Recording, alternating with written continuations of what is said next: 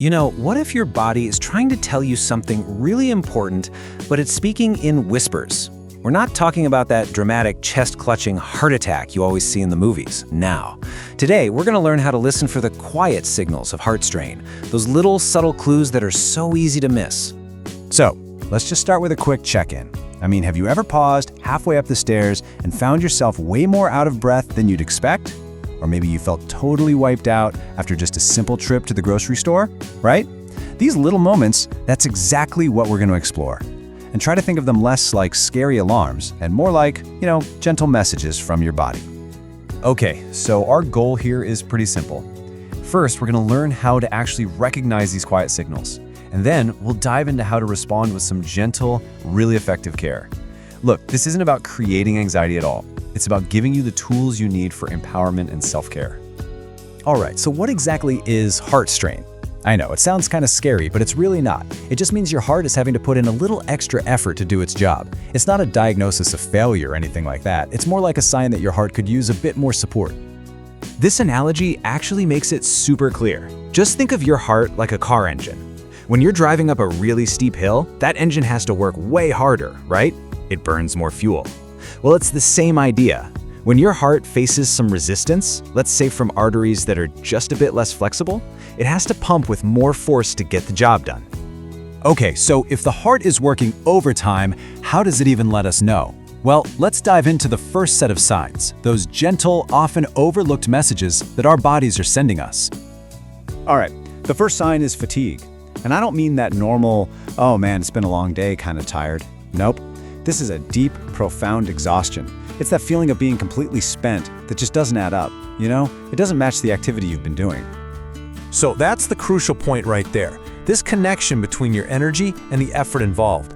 If you feel totally drained after a simple task, it's because that hard-working engine, your heart, is using up way more of your body's energy just to keep the blood circulating. Next up, shortness of breath. And again, context is absolutely everything here. We are not talking about gasping for air after a tough workout. This is about those surprising moments. Climbing just one flight of stairs, or even bending over to tie your shoes, and all of a sudden you find yourself needing to catch your breath. And yeah, these are exactly the kind of moments we mean. Carrying in the groceries, walking up a small hill, even just bending down. If you're noticing you're getting breathless in these situations, it's one of those quiet signals that your heart and lungs might be working just a little harder than they used to. Okay, now this is a really, really important distinction. A lot of people think a heart issue automatically means a racing pulse. But an early sign of strain can actually be a heartbeat that just feels more forceful. It feels heavier, or maybe louder in your chest, even if the speed hasn't really changed at all. Another pretty subtle sign can actually show up in your lower body. See, when the heart is struggling to pump blood as efficiently as it wants to, fluid can sometimes pool in your extremities, and that can cause some mild, usually painless swelling. And what's really useful here is to notice the pattern. The swelling might be way more obvious in the evening, after you've been on your feet all day, but then it seems much better in the morning. This daily up and down, that fluctuation is a key characteristic. And finally, let's talk about chest sensations. A lot of us expect that sharp stabbing pain, right? But an early sign of strain is often more of a feeling of pressure or tightness, or maybe just a sense of fullness in the chest. It's a subtle difference, for sure, but it is a critical one. Okay, so now we know the what, the signs to look out for. But the why is just as important. Because if you can understand the simple cause and effect behind these signals, it can help turn that potential fear into real, clear understanding. Here's a really common chain reaction for you. As we get older, our arteries can naturally become a bit less flexible. Totally normal. But that creates more resistance, which means the heart has to pump harder to move the blood through. And the result? Well, it's that feeling of fatigue and pressure we were just talking about. See? It's all connected. And it's rarely just one single thing.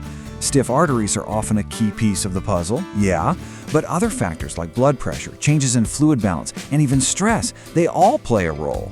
Each one of these can add just a little bit more to the heart's daily workload. Okay, now we're getting to the best part. Knowing all this isn't about worrying, it's about acting. The great news is your heart responds beautifully to simple, gentle care. So let's look at a few daily habits that can make a huge, huge difference. Let's just start with a simple number, 10 to 20. What could that be? It's not some big, scary commitment, I promise. It's something literally anyone can do. That's it, just 10 to 20 minutes of walking each day, and the impact is almost immediate. A short walk gets your circulation going, which helps ease the burden on your heart right away. It's probably one of the most powerful and yet simple things you can do for your heart's health. Okay, here's another powerful tool that costs you absolutely nothing and takes no time. Just focusing on slow, deep exhales. When you do that, it activates your body's relaxation response.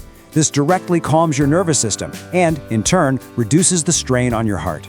Seriously, try it right now with me. Just a long, slow breath out. Feels good, right? And of course, we gotta talk about food. What we eat plays a huge role. But this isn't about some restrictive, complicated diet. It's about small, powerful additions. Think about foods rich in antioxidants, like berries and leafy greens. They help protect your blood vessels.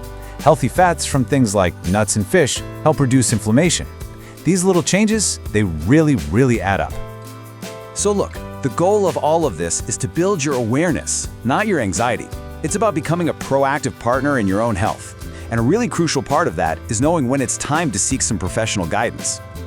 You know, the gentle signals we've been talking about are one thing, but if any symptom feels sudden or severe or just doesn't go away, we're talking about lingering chest pressure or a dramatic increase in swelling, that's your cue. That's when you check in with a doctor. It is the most proactive and responsible step you can possibly take. And really, that's what this all comes down to. Listening to your body's quiet signals isn't about waiting around for something bad to happen. It's about protecting that incredible engine that has worked for you, non-stop, your entire life. So let me leave you with this. What's one gentle change you could make today just to thank your heart? So, what if I told you that there's a really simple habit that could give your heart health a major boost? And get this, it only takes a few minutes after each meal. Today, we're going to dive right into what that is. Let me ask you something. Do you ever finish a nice meal, you sit back, and then, boom, this wave of tiredness just hits you? Or maybe it's a feeling of heaviness that just kind of settles in your stomach. I think we've all been there.